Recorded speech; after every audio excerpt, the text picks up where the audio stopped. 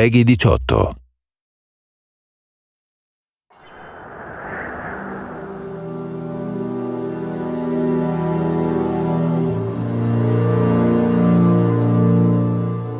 If we were to have a mission in the game space, it's that we want to bring the player to make them a participant in the narrative. By bringing this character, Elizabeth, into the game, by having her with you pretty much for almost the entire game, we knew that if we didn't get her right, the game wouldn't be right. And she really is the emotional center of the game. This character, Elizabeth, she comes from a pretty dark place.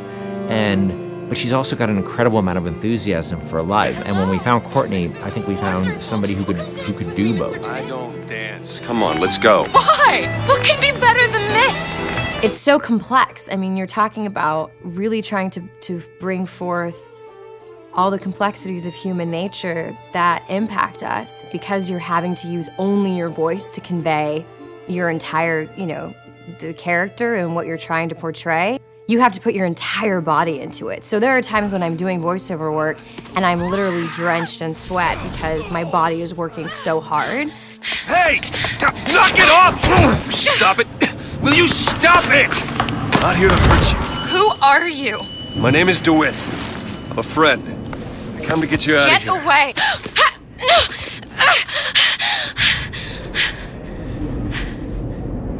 Are you real?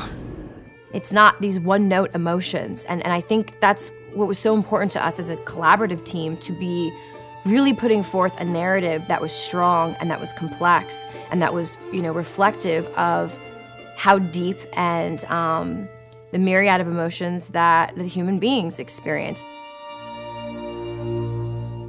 She really had a sense of telling a story and having a conversation with no words. If you're watching a silent film, you understand what's going on and you don't need words. We saw her and Sean's like, by the way, this is the girl. I'm like, oh yeah, that's the girl, absolutely. I had to really rely on my imagination and rely on what I was being told by, the director. Weird for me to see myself, literally, every movement that I did. Yeah. I mean, I see myself in it. I mean, it might not be my face, but the thing is she's actually in a world. When I did it, I was in an empty room. Yeah. They put me out into this giant sort of basketball court, it looked like, with stuff taped out on the floor that was sort of like the imaginary, world. She had to do a lot of physical things that I probably wouldn't do in my everyday life, kicking some butt and, with a bat and beating the hell out of something. It just started to feel like it was my voice, I just really started to connect with it physically, and this voice was all one. I don't understand, how could we get there? The incredible voice acting and the incredible motion capture acting was the most useful and inspiring element that we could have had for Elizabeth. Liz will follow you around the world, and if you decide that you don't want to go where she thought you were heading, she can handle that really, really cleverly. She will stop if you stop. She will keep running if you decide that you're not interested in what you're doing here. She will be by your side no matter what you end up doing. The moment you come up against a character who's just sort of standing there, or behaves robotically, or behaves in a way that is so alien to what you'd expect out of a human being, you just shut them off. And you just say, oh, they're just a video game character. I don't need to worry about feeling anything about them. And so we tried a lot of things. We tried to make Liz have emotions so that she can react to things in the world and things that you do. For example, we might say that Liz will feel comfortable leaning against this wall, but she'll do so with her arms crossed. And she'll do so with her back slightly turned towards you. And that difference of just a few degrees is enough to make the player feel that they're really in the doghouse. You're going to see her all over the place. You're going to see her on giant billboards in, New York and LA, and you're going to see her on TV ads. I said, okay, well, if we're going to find a person to play Elizabeth, I think we already have that person. Еще один из самых первых вариантов Элизабет, я сказала, боже мой, это же я должна ее сделать.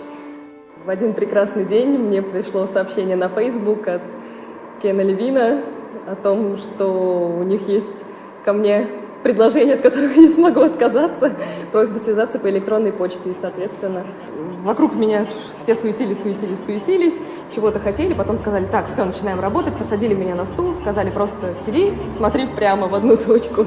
И опять начали вокруг меня бегать, снимая с меня скан лица. Я думаю, ну ладно, что, окей, хорошо. Я с этим справлюсь, а потом меня вдруг начали мучить, говорить, смейся, плачь, делай одухотворенное лицо, делай удивленное лицо. And all of a sudden we found this great character who existed in the space between the real world and the world of BioShock Infinite. There was a moment where we had people coming up to us and saying, Liz is awesome.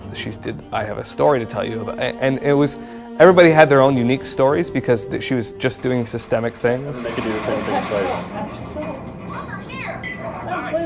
I actually get people telling me things that there's no way I could know about. Like, say there's one of the combats kicking off and they're having this incredible moment where they're running around the place and smashing someone in the face and blowing someone else up with a shotgun, and they've suddenly, a huge big boss man comes up and they just go click. Oh no. And then suddenly from the side, Liz goes, Booker, over here! You press the button, she throws it, you grab it and just go boom! And they come up to me and go, and it was amazing! And I was like, yeah, me and Liz, we're gonna kick ass, we're gonna, nothing we can't do. That's right. Even if we just break that barrier sometimes, where people feel she's a friend or somebody going through this experience with them, then that would be very exciting for me. I really hope people fall in love with her. I fell in love with her. I forget she's not a real person sometimes, and I know Courtney really well, and I forget sometimes that that's Courtney's voice, and that's Heather's motion, and that's the team's other work, and she becomes a real person to me many times, and I think the reason we call her Liz internally is because she became a real person to us in a lot of ways. Elizabeth has been locked in her tower for however many years it was, and now instead she's going to be released from her secondary tower, which is our studio, and let loose in the world for real. And that's just an incredible feeling. Let's go!